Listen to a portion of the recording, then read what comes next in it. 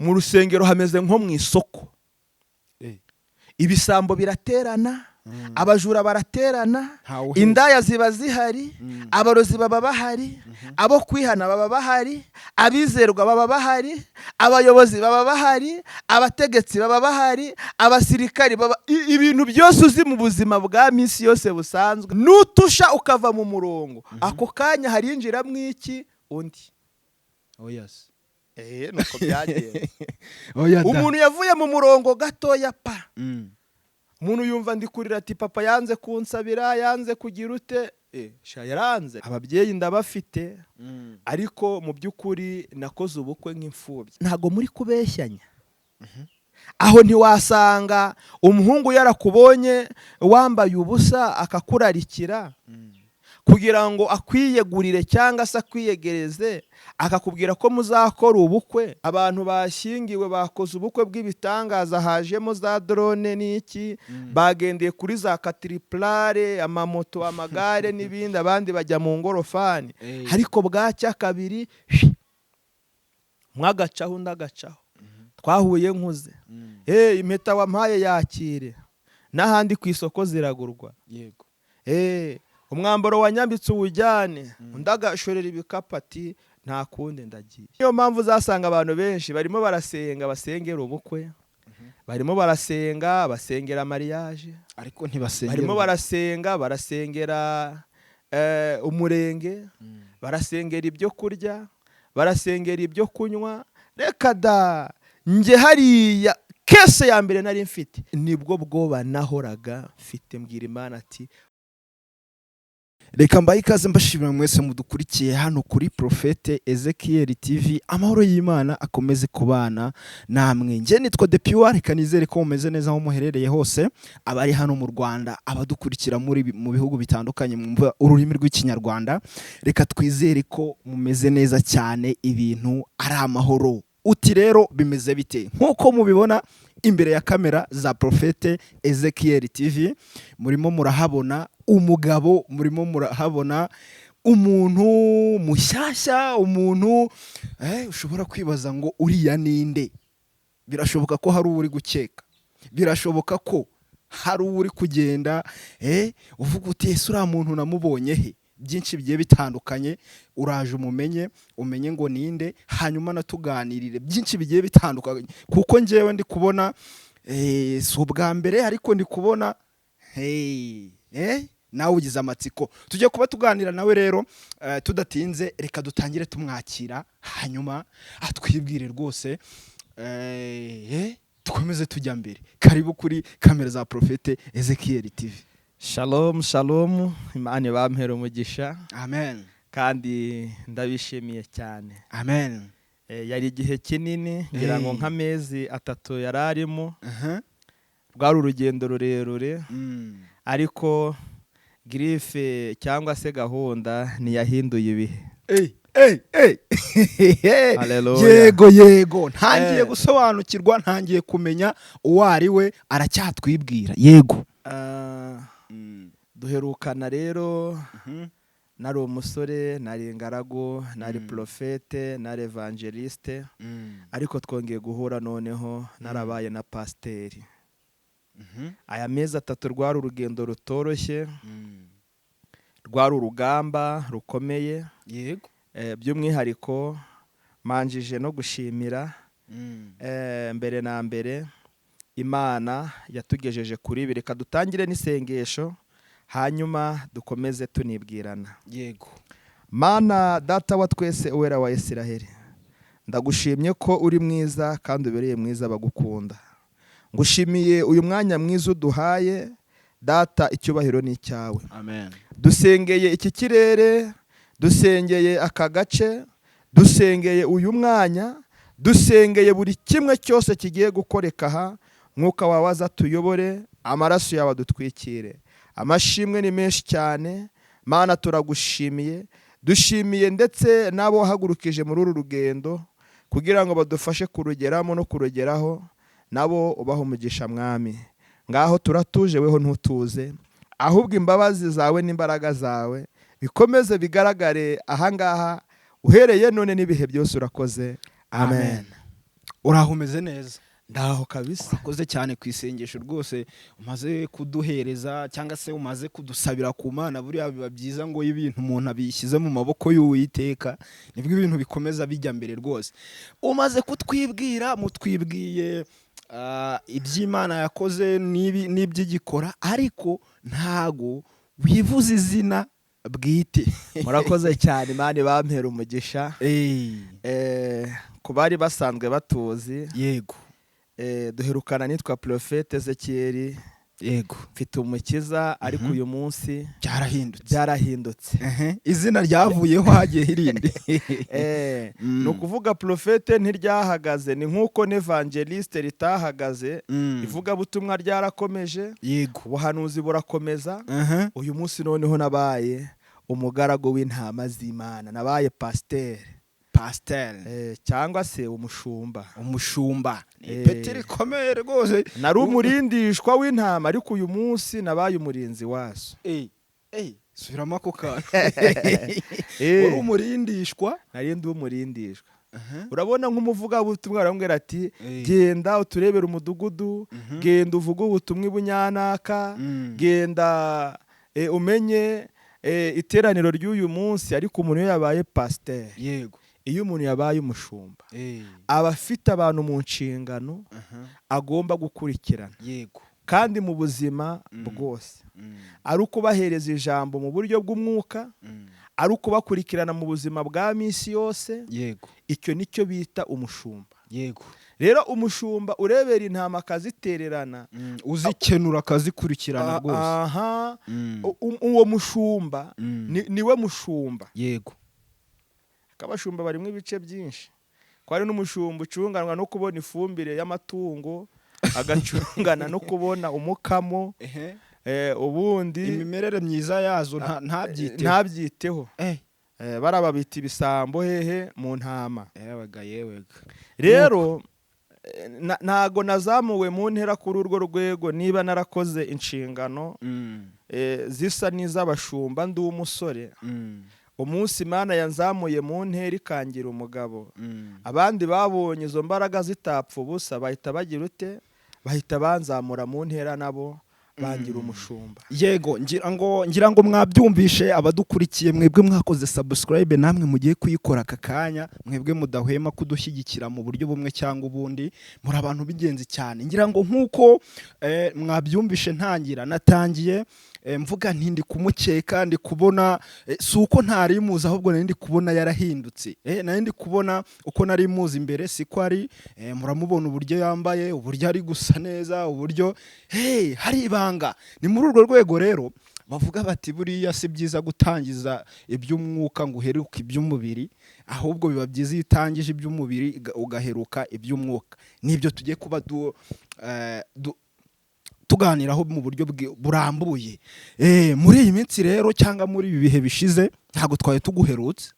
Murakoze cyane. Ntabwo twari tuguherutse rwose, niba ari ukutwanga, niba ari ukwiheza, tuguheruka mu buryo hari ukuntu nyine umeze, ari nayo mazina wagiye wongeraho atari yaza, ariko ubu ngubu ugarutse wambaye bitandukanye, nibyo by'ibyo wakomozagaho, ugarutse ufite irindi zina cyangwa se indi titire itandukanye niyo wari usanganywe. Ibi bintu kugira ngo bigerweho byanyuze mu zihe nzira, tuganirire rwose abakunzi ba Prophet Ezekiel TV ndetse n'abakunzi ba Prophet Ezekiel, tumenye ngo ibintu bimeze bite, se byagenze bite, ubu ngubu bimeze bite, hanyuma twiganirire. Murakoze rw'Imana rwose. Yego, Imana ibampera umugisha. Amen.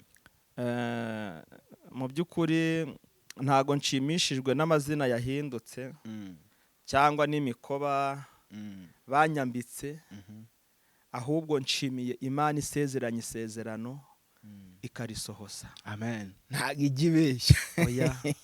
Yego. Icya kabiri, ndashimira n'abantu Imana yakoresheje muri urwo rugendo.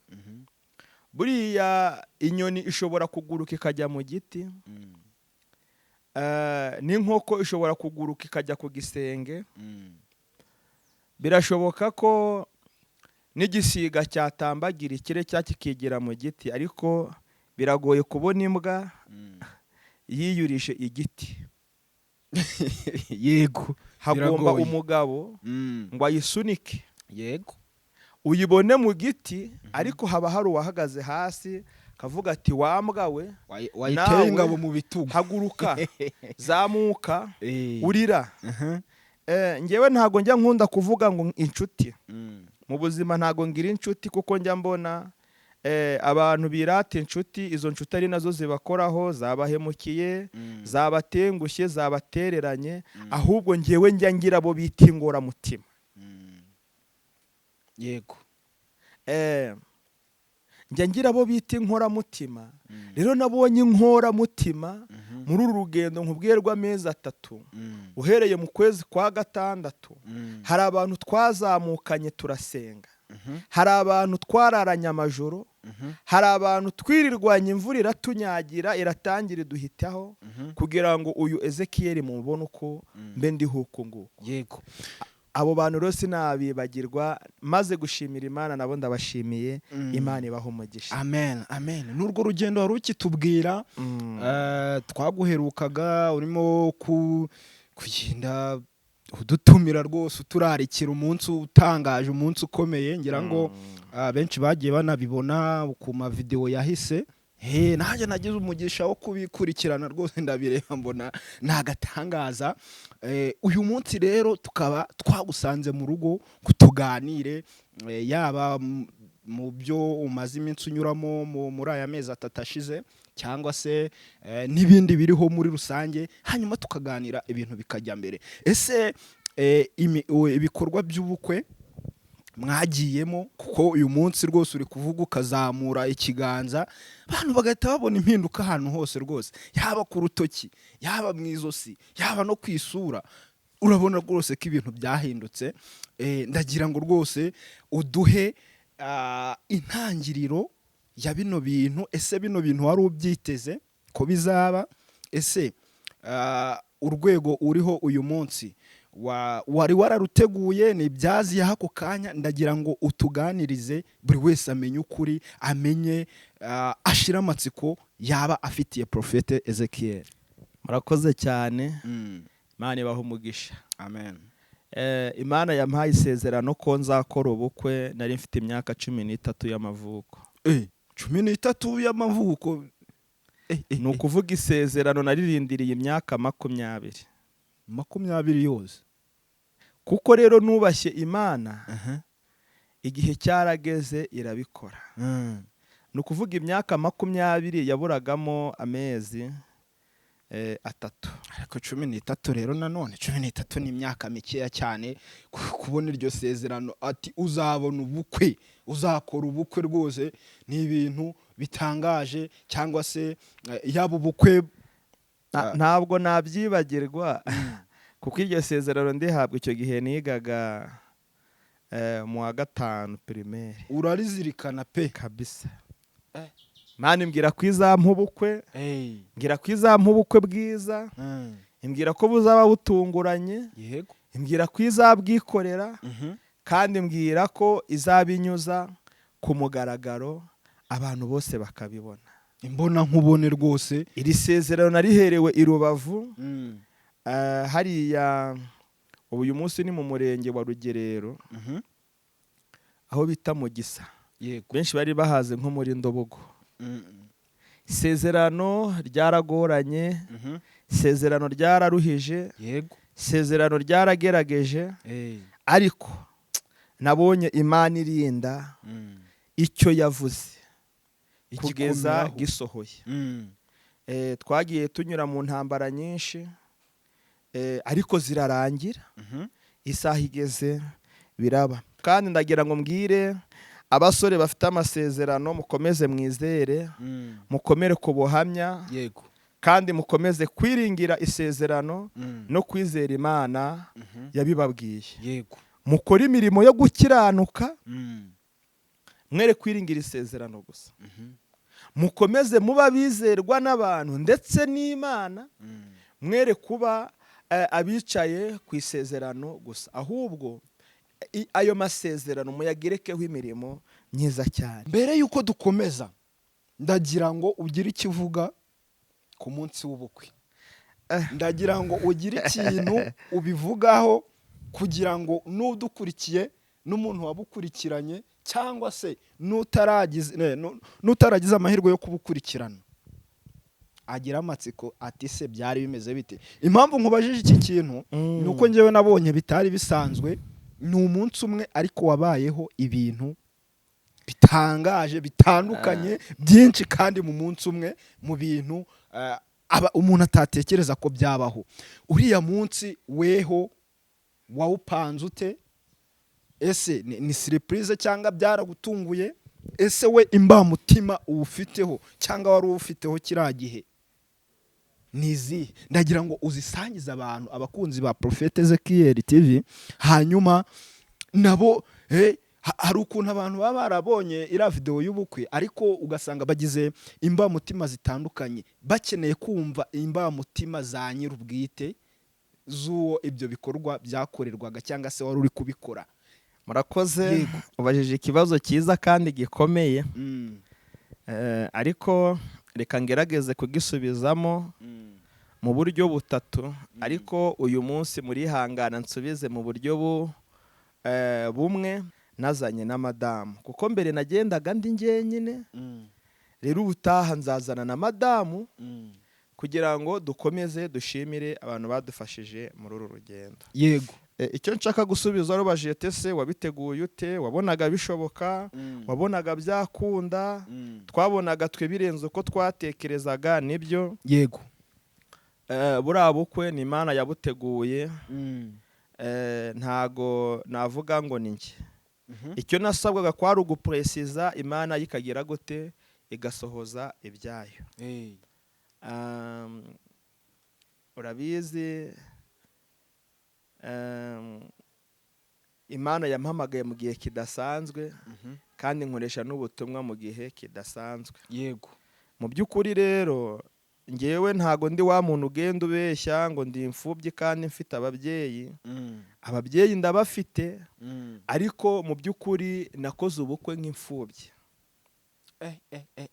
Ako kantu cyangwa se icyo kintu nicyo nashakaga kugira ngo use nurasaho ukomoza ugisobanure bihagije, kubera ko iyo uvuze gutyo hari umuntu uhita abyumva ukundi kuntu, avuga umuntu akora ubukwe nk'imfubyi gute kandi afite ababyeyi, cyane nk'uko wari umaze kubivuga. Ndagira ngo ubisobanure neza. Mama ariho ariko ntabwo ashoboye ku buryo yari bukoresha ubukwe bungana kura cyangwa buhagaze kuriya. Nibyo abantu benshi bagiye bibaza. Papa rero arahari, arashoboye, niyo abishaka yari gukoresha n'uburuta buriya, ariko yarantereranye. Nge sinabibonye nk'ikosa kuri we cyangwa icyaha, kuko narebaga Imana yambwiye isezerano. Yaragutereranye gute, mu buhe buryo? Kugira ngo papa namubwiye ko nkwiriye kuba umugabo nanjye, ndetse mushaka amezi 3 arashira. Yego. Uhereye mu kwa 2, mu kwa 3, mu kwa 4, mu kwa 5 mubwira ati data mwamfasha nanjye nkaba umugabo. Arakuninira. Yarambwiye ati umuntu utarisabiye ntabwo yagusabira. Ugende ubage wifashe. Kandi nabwo iyo aza kubimbwira mbere mba naratekereje ibindi byo gukora, ahubwo yaracecetse, iryo jambo yarivuze mu nyuma. Ukomeza kubaho ngaho umwizeye uvuga ati n'umubyeyi si ejo yaha. Rero icyo nakoze ngewe narasenze Imana, mbwira Imana ati Imana, kuba papa yanze kunsabira ntibivuze ko ntazagira ute, ntazabona umugore. Imana ifite abagore benshi, ifite n'uwo yangeneye impuze nawe. Icyo nakoze ari uwo nateretaga, ari n'imiryango ye, nge ntago nigeze mbeshya. Nagiye ncoreye ukuri kwa kundi Imana yashyize muri nge. Yego. Kandi nabo barakumva.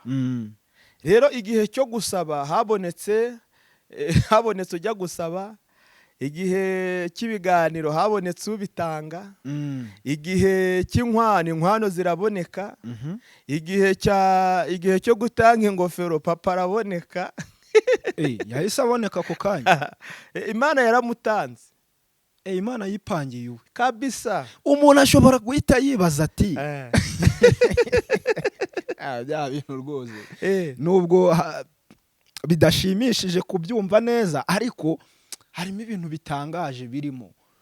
Ubwo impamvu muze bidashimishije nuko kuba wari wizeye umuntu umwitezeho byose bikarangira ari uguhindutse, ariko nanone ahantu bitangarije ni ukubona ko uwari witeze cyangwa se uwo wari wateguye kwambika iyo ngofero hahise haboneka undi nta kuzuyaza, ibintu bikagenda neza. Urabona uriya mwana waririmbye indirimbo ngo ibya Yesu ni ku murongo.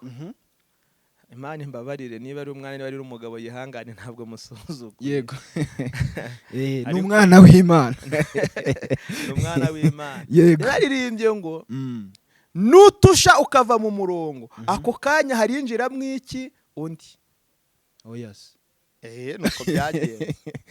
Umuntu yavuye mu murongo gatoya pa. Umuntu yumva ndi kurira ati papa yanze kunsabira, yanze kugira ute. Yaranze ati ndasenga, naraye ndi gusenga.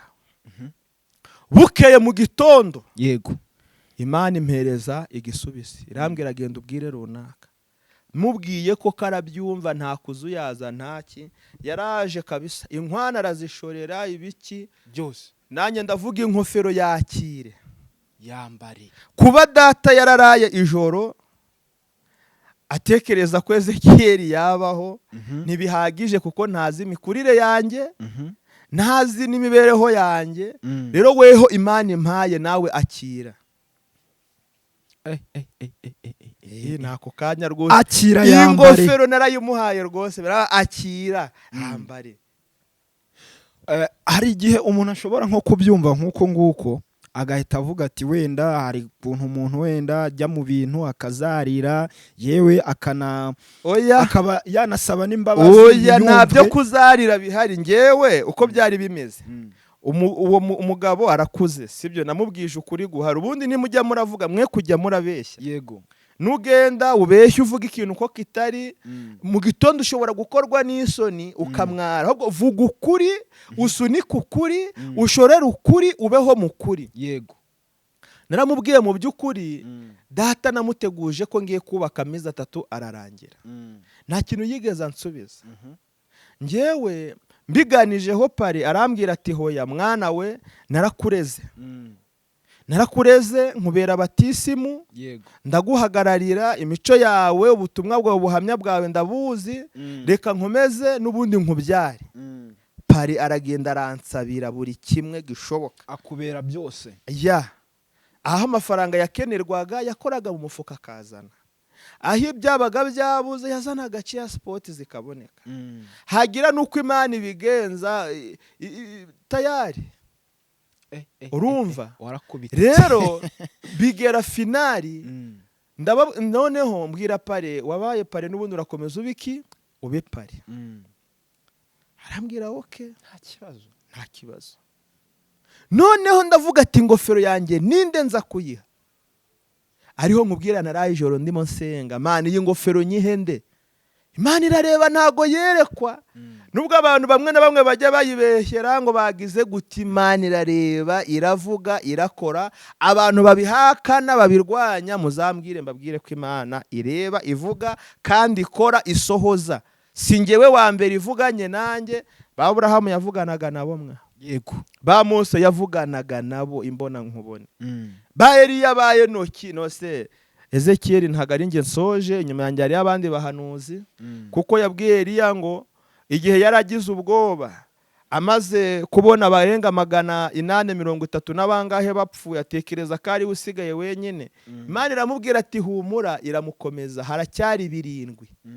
Ndavuga ibihumbi. Yego. Bitarapfukamira nde bayari. Imana tugirire neza. Rero nabwiye umugabo ati nyaboneka itegure, papa ashobora kuboneka cyangwa ntaboneke. Urabiteganya. Kandi ingofero sinyisubiza he inyuma. Aboneka ayambara. Ataboneka nyiguha. rero urumva nta cyari bumutungure nta n'icyari bumugerageze ariko kubera ko ijambo ryarambwiye ngo umunyacyaha ahunga ntawe umwirukanye. yego isi utarabonetse wagiye gusaba irembo, ntaboneke wagiye gufata irembo, ntaboneke wagiye gukwa, ntaboneke wagiye mu murenge, ntaboneke make buri step yose ni ntaboneke. wari wataye icyizere cy'uko ari buboneke n'ubundi, ariko ndabiteganya rero ndavuga ati wawe na finale avuze ati ijoro naraye ntera inda yawe simbura, birangira nabyo ubihetse. ya myaka 3 cyangwa 4 nakureze nakurembeye simbura, kandi nanjye nyiha agaciro nk'umubyeyi ndavuga ati papa naho uyu munsi yaba atanyumva cyangwa atankunze, ariko hari igihango ntatatira, hari icyo ntakwibagirwa, naho yaba mubi ngerega ndakijijwe, nkwiye kumubabarira, nkwiye gukiranuka, si nkwiye kuba nkawe ngo mfunge umutima mbyereke isi nanarenzaho. Ndavuga oya, ngomba kuyimuha aboneke, ndayimuha naza ndayimuha. Nuko nguko byagenze. birangira rwose ibintu abihakanye, arabyanga burundu. Nafite amagambo amfasha aboneka hano muri Yesaya 56:16 ngo nubwo waretswe ukanga nihabe hari ukikunyuramo, nzakurutisha ahandi hantu, nguhe ubwiza buhoraho n'ibyishimo by'ibihe byinshi, kandi uzonka n'amashereka y'amahanga, uzonka amabere y'abami, nuko uzamenya yuko ngewe Uwiteka ndi umukiza wawe n'umucunguzi wawe, umunyambaraga wa Yakobo. Imana itugirire neza cyane. Amen. nta byinshi ndigwa nkubaza kubera ko iryo jambo ririsobanuye rero Imana yahagurukije aho umubyeyi atabaye, Imana yarahabaye ihagurutsa abandi. Rega mu gihugu ntago hari umugabo umwe. Ubu uyu munsi mu gihugu hapfuye umugabo umwe, hasigaye andi mamiliyoni menshi y'abagabo cyane. Kandi uretse no mu gihugu dufite n'abaturanyi, yego, abavandimwe, dufite Afurika. Ntago abagabo baba bashize muri Afurika. Icyo nakoze nge namusabiye umugisha, basi Imana mbere y'uko imucyura izamuha agakiza, azihane cyangwa se ababarirwe. Nge naramubabariye, ahubwo Imana izamuha agakiza. Yenda igihe nzaba ndi mu ijuru nzabone na dade nari nkaramvuga ati dade nubwo utantahiye ubukwe, ariko Imana ishimwe ko yaguhaye iki? Ijuru. Yaguhaye ubugingo buhoraho. Yego, nibyo warukomojeho nari natangiye mbikubazaho nti imbamutima se bimeze bite? Yego, ubwo nubuhamya cyangwa se namwe mu magambo wagiye ukunda kugarukaho cyane ku bijyanye n'ubuzima bwawe, ubuzima wagiye unyuramo, ariko ndashaka kumenya ikibanze. Yego, ibyo byose byarabaye, ariko finally birangira bibaye. Ndashaka kugira ngo uvuge cyangwa se utangariza abantu imbamutima wari ufite kiriya gihe ubona. Uratekereza ibyo byose byabayeho, guhemukirwa kwabayeho, ariko finally ubonye bigenze uko bibaye byiza birenze uko wabitekerezaga. Impamutima zanjye rero haranarinzi ko ngiye muri Mariya, turitegura nk'abandi bose. Yego, gusaba no gukwa, shyirwa ku murongo, ariko haje kubamwa kandi kantu mbona birarenze. Twarasengewe, ariko mbona abashumba babishyize ku ruhande, barateranye, sinzi ibyo babwiranye, biza kuvamo rero uyu musaruro. Ni ukuvuga ngo iyo gahunda ntago wari uyiteze, ntago wari uzi byari ibyo. Reka ni surprise bagukoreye, gift of God mu bukwe bwawe indani kabisa. Nge nagiye kubona mbona gahunda igezweho, impeta nayibonye, umugore ari aho ngaho, umuryango wawumpaye, uwanjye wawakiriye, hasigaye kubasezerera mu gataha. Abaravuga ati hoya, hari umudari tugomba kukwambika, ndawutahana. Ugiye kubona ubona uri imitswe. Nuko byagenze rwose. Rero Imana urabona ko igira ibyayo. Yego. Yampaye umugore wazanye n'imigisha iyindi yose. Yego. Ntibashoboraga kunyita pasiteri adahari. Ntibashoboraga kunyita umushumba adahari. Ntiwashoboraga kuzikora adahari. Nabaga umwarimu, navugaga ubutumwa, guhanura narahanuraga, ariko aje gukora confirm. Nubwo atari hano ahari ndamushimiye. Nukuri ariko hari igihe buriya muzaza Imana imuha umugisha. Turazana muri bwa buryo bubiri navuze, tuzaza tuje gushimira abantu badufashije gusenga, kubera ko ubukwe bukenera ibintu byinshi. Bukenera amasengesho. Yego. Bukenera inama, ibitekerezo. Faranga rwose aba ari ngombwa mu bukwe, nicyo kibanze. Ubukwe bukenera ubwitabire, ntago ariyo yibanze. Nose ubu abantu baguhaye amafaranga, ubwo bukwe wazabujyamo weho na sheri wawe, mukitegurira intebe, mukagira ute mwenyine. N'abantu ubwabo baba bakenewe. That for physical of body z'abantu iyo irakenewe muri icyo gikorwa. Hari abantu ntihapfa abandi hajya, ariko bavuga. Yego. Rero ibyo byose nabyo byari ingenzi. Ikindi nanone ndashimira nanone muri rusange abantu bakomeje kuba bugufi bwanjye. Yego. Dusengera ubukwe. Kandi uretse gusengera ubukwe hari ikindi cyari kimbabaje kurushaho ibindi. Yari urugo. Buriya ubukwe ni umunsi umwe gusa. Nge rero muri logike ziwanye naratekereza nkavuga ati nubwo 31 imbabaje, ariko ni izagera irangire. None nyuma ya 31 bizaba bimeze gute?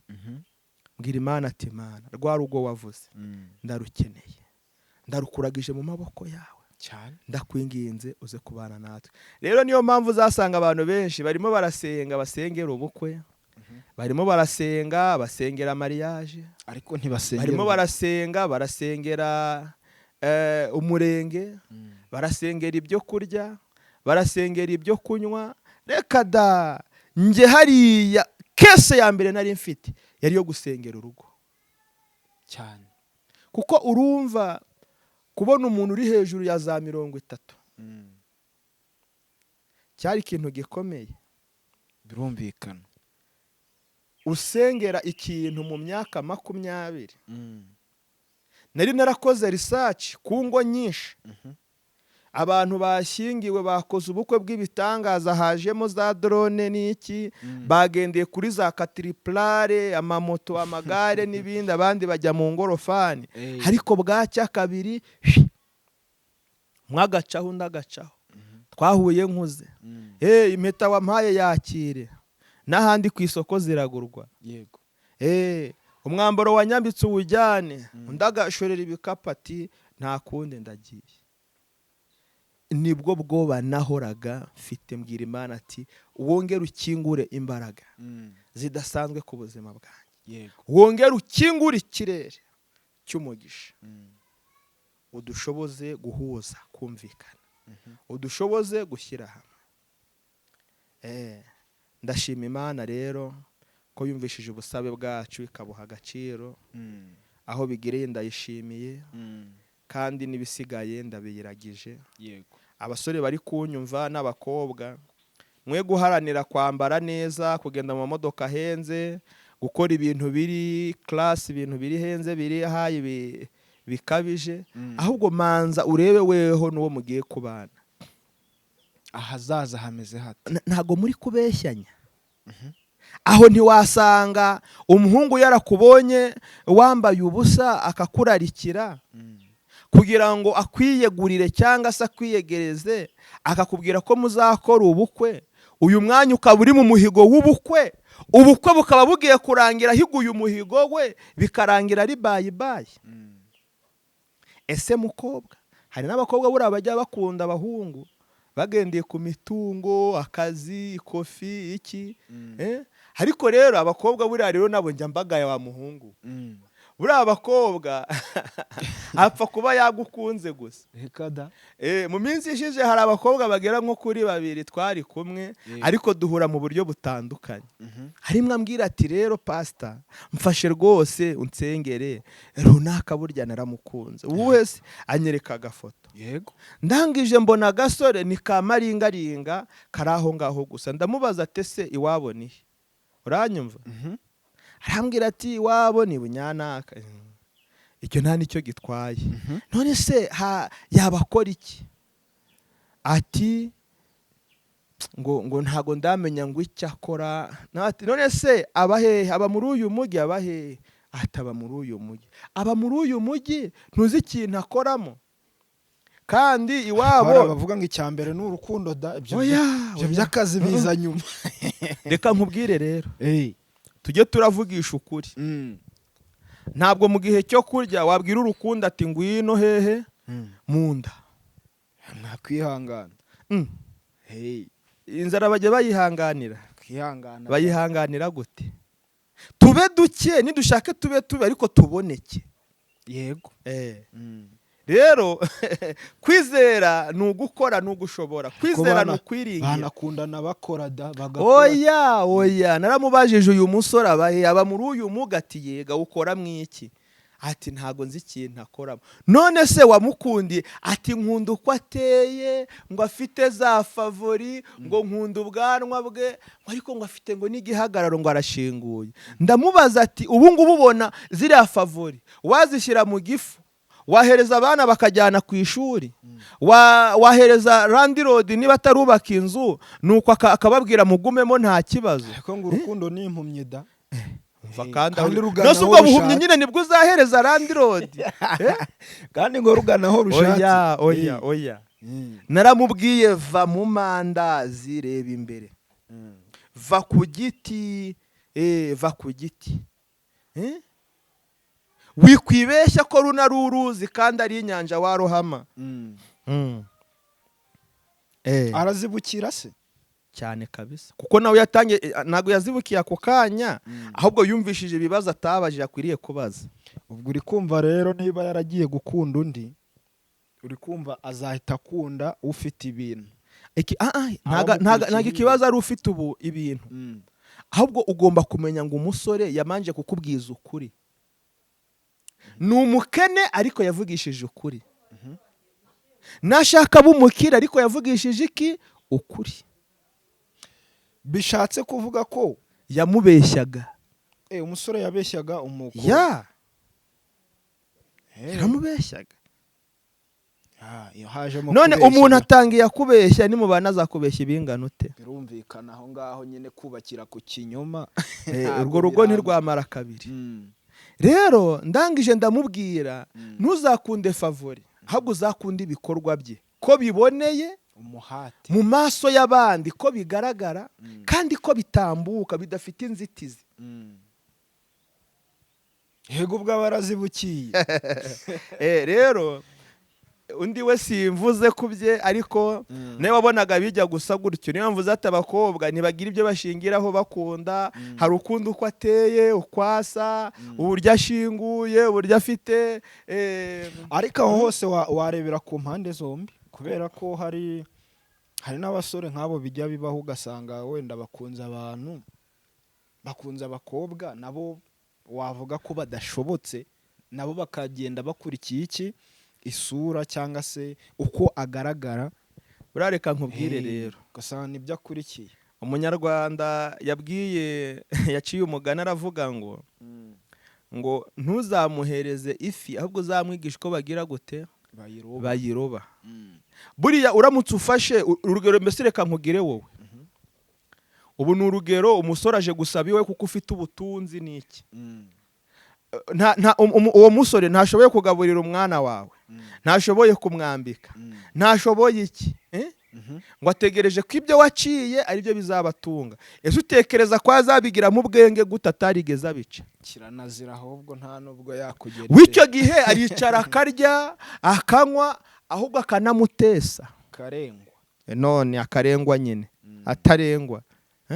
Ariko buriya umusore wicaye ku gihumbi cye yavanye ku igare hariya nyongeye. Yego. Umusore uzi ibihumbi 10 ko yabivanye ku buyede. Umusore uzi neza ko 100 afite ari umuntu yaragiriye inka akamuhembira iryo 100. Umusore uzi neza ko kari akabanza yagiye gupagasa agaterateranya mu kibina kakageraho. Waza kumukinaho se? Yego. Wamurataho iki? Rero reka ibyo duharanira, ibyo dusaba Imana nibyo iduha. Rero kuba Imana yaradusezeranyije amasezerano ni viziyo yaduhaye, ni imihamagaro yacu yahishuye. Kubwiye ati nzaguhera umugisha mu bucuruzi, tangira uwo munsi. Tangira uwo munsi. Ikubwiye ngo nzaguhera umugisha n'urugero mu kwiga, subukura amashuri n'abana yasubitse, kora buri kimwe. Kuko Imana izahereza umugisha imbuto zawe, ibikorwa byawe, izo mu nda yawe, iz'abana bawe, iz'amatungo, izo kororoka kwawe, izo nizo Imana izahereza umugisha. None se urabona Imana izaguha iguhereze byose? Ntago bishoboka. Ashwi. Yego. Ibyo byari cyangwa se karakanyuzemo ugenda ukomoza ku uko ibintu biba biteye, ndetse byaturutse ku bukwe wagize, wari urimo unatubwira imbamutima wagize muri ubwo bukwe, ubona habaye ibintu by'agatangaza cyangwa se ibintu utari witeze, ibintu byabaye byiza cyane kuruta uko wabiteganyaga. Ni byinshi byabonetse kwa uriya munsi, kuko tujya gukora budget twakoze budget y'abantu 300. Ariko ngira ngo nawe wari uhari, hari abarenga 800 hafi n'igihumbi cyane rwose. Rero biriya ni ibitangaza by'Imana. Ibijyanye n'amafunguro twari twateguye rero ni Imana yagiye itubura, nta wahavuye atagize icyo afashe. Ibyo kunywa byo byarashije, tujya kuzana ibindi, byose ni Imana yabikoze. Turashima Imana ku byo yakoze. Amen. Ni ukuvuga ngo byose ubu ngubu ni amashimwe gusa. Ni ukuri pe, ni amashimwe. Gahunda rero, gahunda nshaka kumenyesha abakunzi badukurikirana umunsi ku munsi. Yego.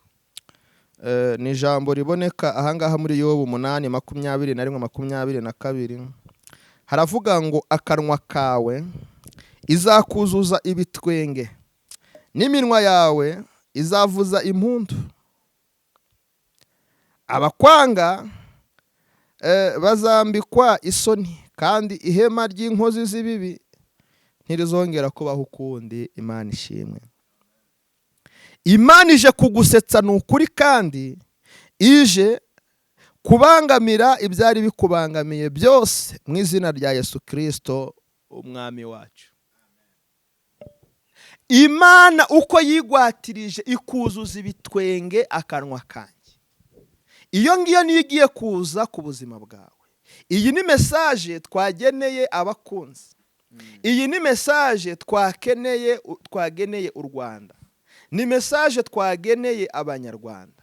Ni message twageneye n'abantu bose bashobora kumva iyi message, kimwe n'ushobora kuyitegera amatwi. Ibangamira ibikubangamiye, inaniza ibikunaniza, ica intege ibiguca intege, ihereza umugisha bawukwifuriza, kandi n'abadakijijwe bakizwe ku bwawe uhereye none, kuko uri isezerano rishya kandi uri umunyamasezerano y'Imana. Reka turebere hamwe iri jambo riboneka mu Kuva. Ni ukuva kw'Abayisiraheli bava mu Egiputa baza mu gihugu cy'isezerano, cyangwa se baza muri Kanani. Ni umurongo wamfashije cyane, wagiye unkomeza na bugingo n'ubu Imana iracyawushyira ku mutima wanjye. Reka rero tuwusangire. Uboneka ahangaha mu Kuva 33:19, havuga ngo Uwiteka aramubwira ati, ubwanjye nzanyuza kugira neza kwanjye kose imbere yawe, nzivugira mu izina imbere yawe ko ndi Uwiteka, kandi nzagirira ubuntu uwo nzabugirira ubuntu, kandi nzababarira uwo nzababarira. Imana Data wa twese, nyirihumure, nyirimbabazi, nyirubuntu, niryo ishe, niyo ije kukugirira neza, niyikomeje kukuzaniraho ibyiza, kugira ngo ibidatunganye bitungane mu rukundo rwayo. Ati ku bwanjye nzanyuza kugira neza kwanjye imbere yawe, yego, hatazagira ukubwira ngo nabonye hirya, hatazagira ukubwira ngo numvishe hirya, ahubwo Uwiteka ubwe, njyewe ubwanjye nzanyuza kugira neza kwanjye. Aya ni amagambo Imana yabwiraga Joshua na ba Mose, abangaba ba Kalebu. Irababwira ati mukomere mushikame mu masezerano nabahaye, ntimucogore, mukomeze, urugendo rurakomeje. Njyewe ubwanjye, haleluya, nzanyuza kugira neza kwanjye. Bari bataye ibyiringiro ubwo ngubwo. Nzanyuza kugira neza imbere yanyu, nzanyuza kugira neza kwanjye mu miryango yanyu, nzanyuza kugira neza kwanjye aho muzanyura, nzanyuza kugira neza kwanjye ndetse mu bwatsi bwanyu, yego, kugira ngo bimenyekane ko ari njyewe Imana yageze gute yabikoze. Ese uyu munsi wavuga ngo ni iki nageneye abatwumva, abadukurikirana? Nanjye ndabyumvishije iryo jambo usomye, byanze bikunze hari ikintu kibiri inyuma. Ikintu kibiri inyuma rero ni iki? Ndashaka gukomeza abanyamasezerano. Yego. Kabiri, ndagira ngo nkomeze abantu.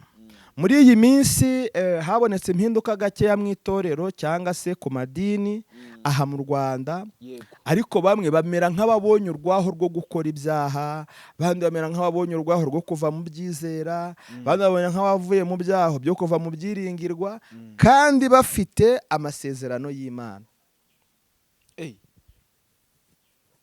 Birangira nabo bayashyize hasi.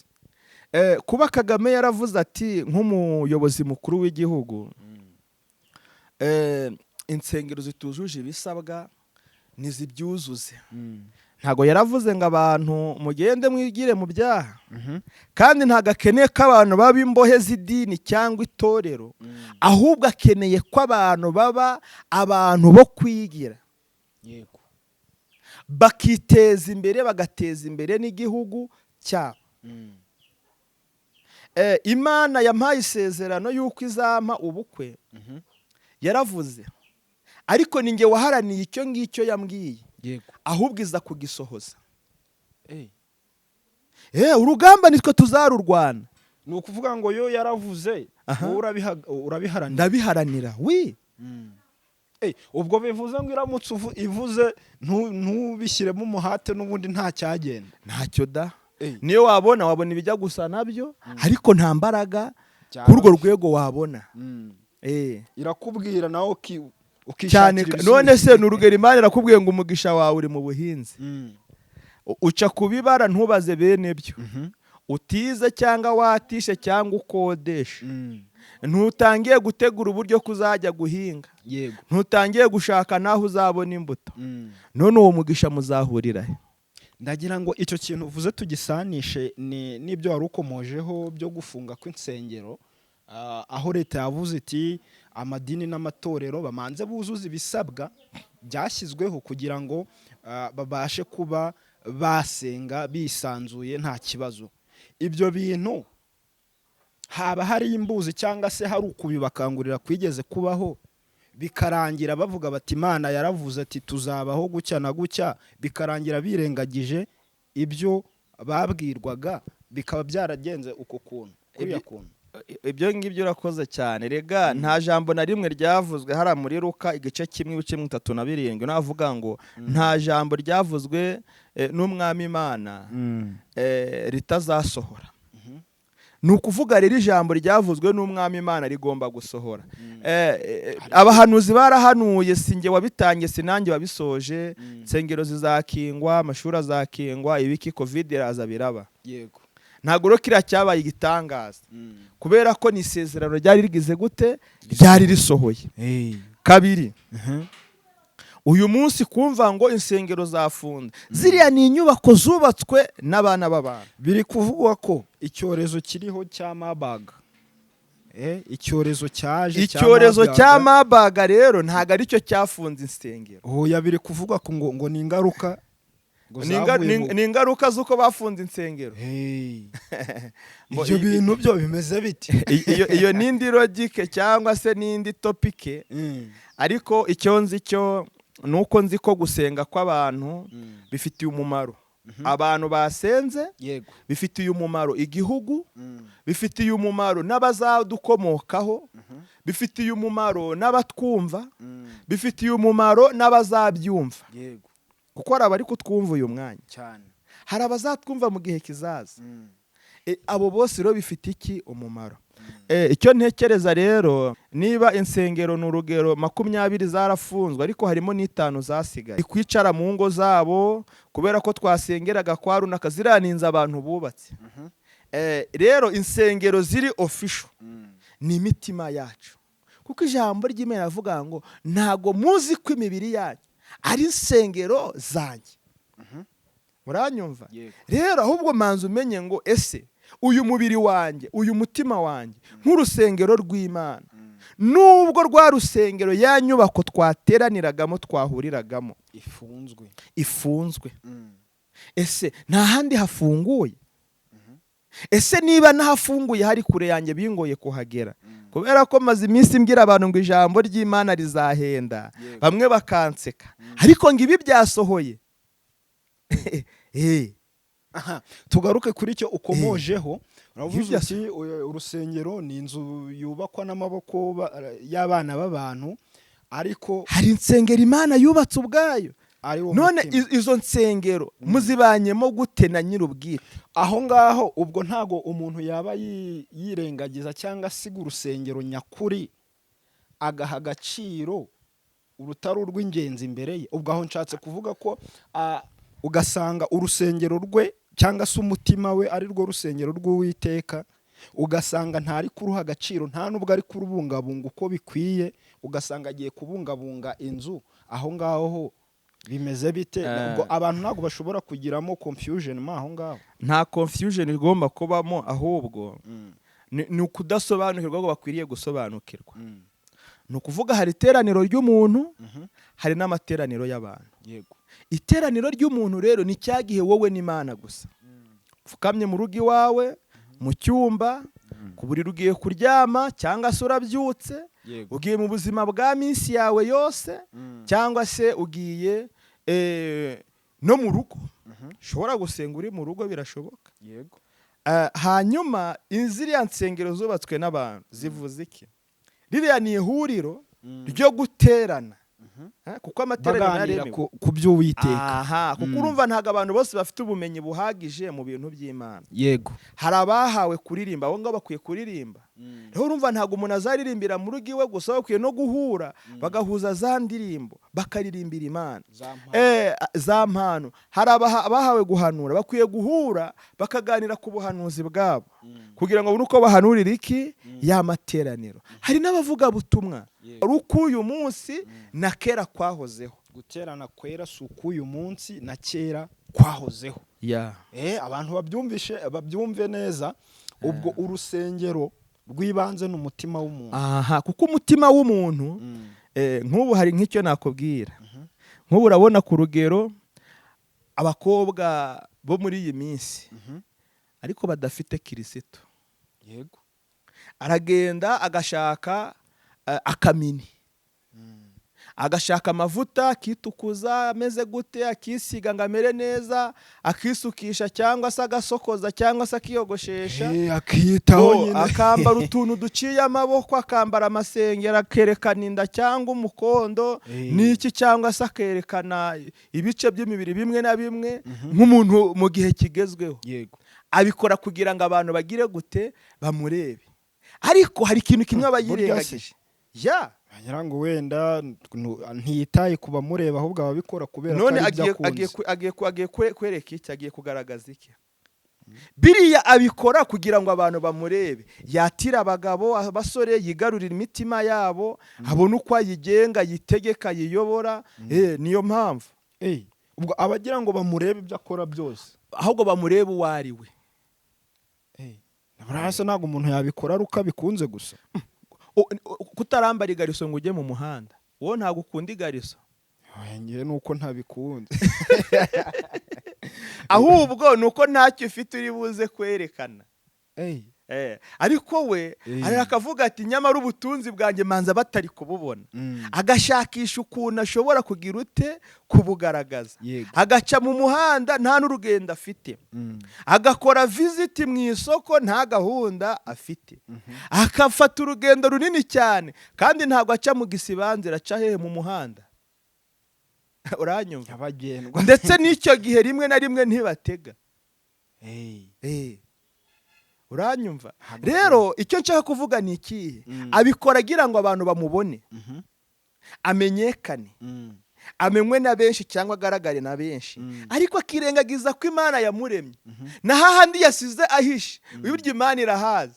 Tubisanishije n'ibyo twavugaga by'insengero, ubwo umuntu ashobora kuba ajya gusenga ari ukugira ngo bamurebe cyangwa bamenye ko asenga.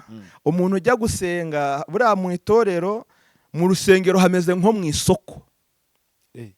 Ibisambo biraterana, abajura baraterana, indaya ziba zihari, abarozi baba bahari, abo kwihana baba bahari, abizerwa baba bahari, abayobozi baba bahari, abategetsi baba bahari, abasirikari baba, ibintu byose uzi mu buzima bwa minsi yose busanzwe ni ukuvuga mu itorero ni nko mu isoko. Bivuze ngo nk'uko mu isoko buri wese yagura igitandukanye n'icyundi, ubwo ni nako uri mu rusengero nawe acyura igitandukanye n'icyundi. Cyane rwose, kuko pasiteri ashobora kujya imbere akabwiriza abantu, igisambo cyafashwa kikihana, umwicanyi yafashwa akihana, indaya yafashwa ikihana, n'umwizera warucitse intege yafashwa akihana. Rero mu rusengero ni nko mu isoko cyane rwose, cyangwa atahanye indi mico. None se n'urugero nka pasiteri aramutse yigishe ku nyigisho y'umubatizo ntakomeza abasanzwe barabatijwe, urumva rero ababatijwe baba batahiye ababapfunyikiye. Aramutse yigishije ku buzima n'iterambere abamaze kugafata, urumva ababapfunyikiye batahiyaho. Niyo mpamvu rohara ni nko mu isoko. Ahubwo ijambo nabwira abantu hagezaho, Imana iguhuze n'igikwiriye, Imana iguhuze n'igikenewe mu buzima bwawe, cyagufasha kwaguka, gutera imbere ndetse no kugera hehe mu masezerano yawe. Yewe ga yewe. Iryo jambo ririmo ubwenge, ririmo ubuhanga bwinshi ntago byoroshye. Ni ukuvuga ngo umuntu ashobora kuba ari aho ngaho akumva ashaka kugaragaza ibitamuri mu bwo ngubwo, ubwo birashoboka. Birashoboka we. Akigira umuntu atari we. Ko nabyo numva bivunnye se. None se iyo bakubwira ngo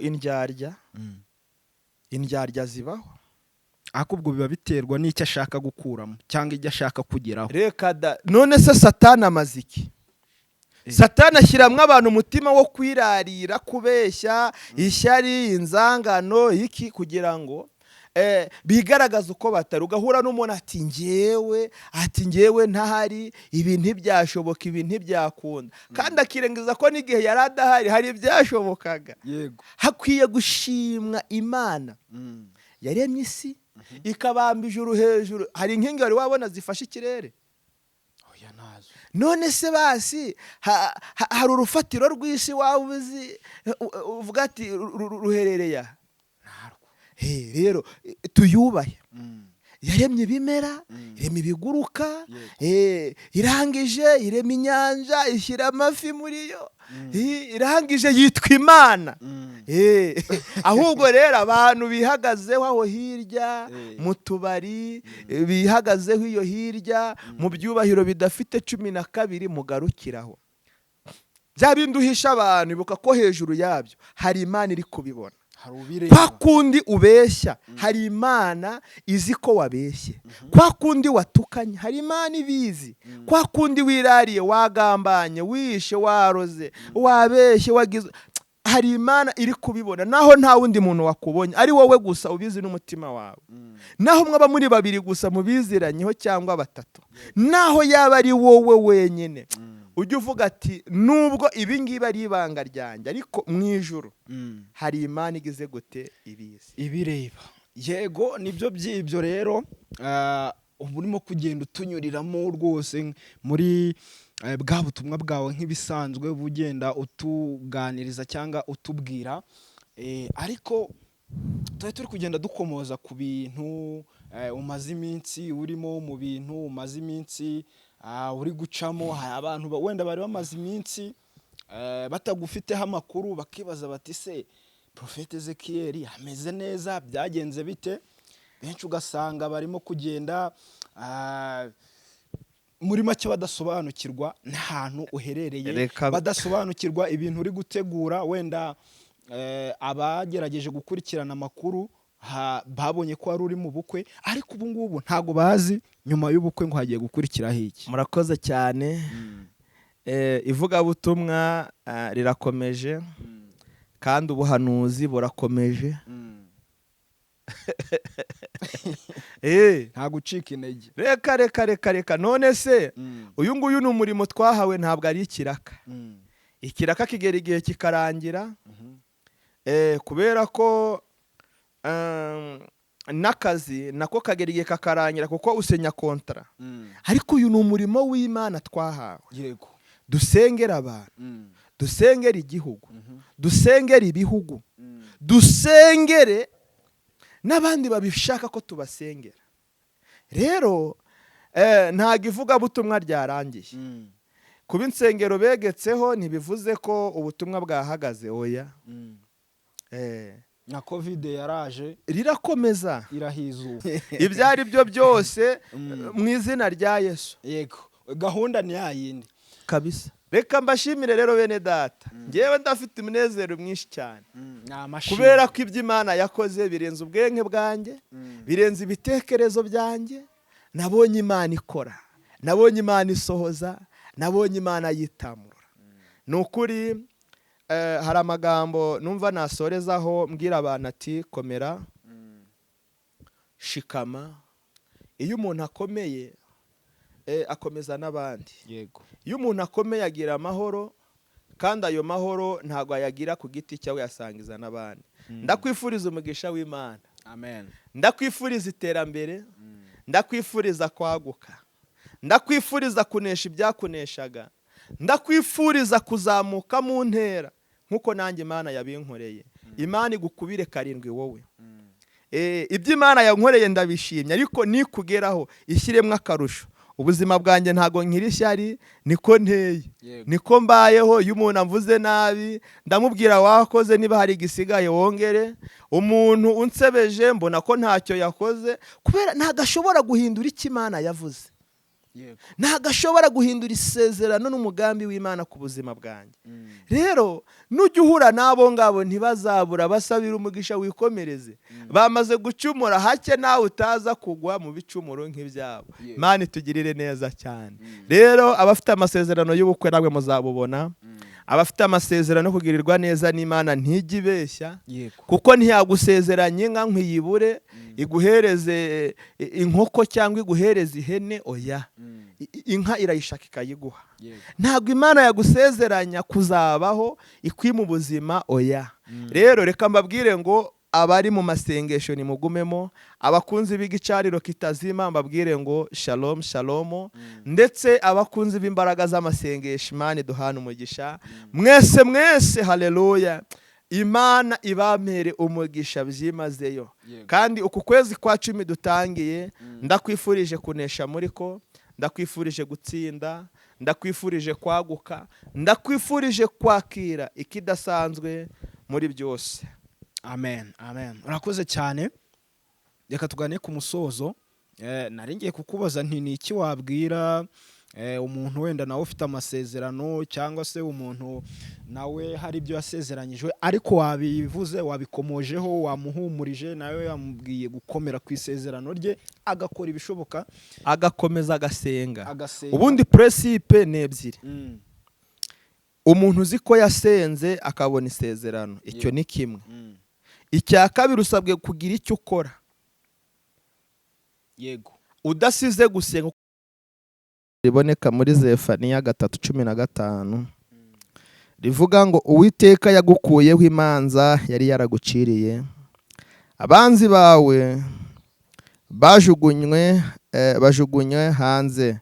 Umwami wa Isiraheli ari we Uwiteka ari muri wowe imbere, ntabwo uzongera gutinya ibibukundi. Imana ishimwe cyane.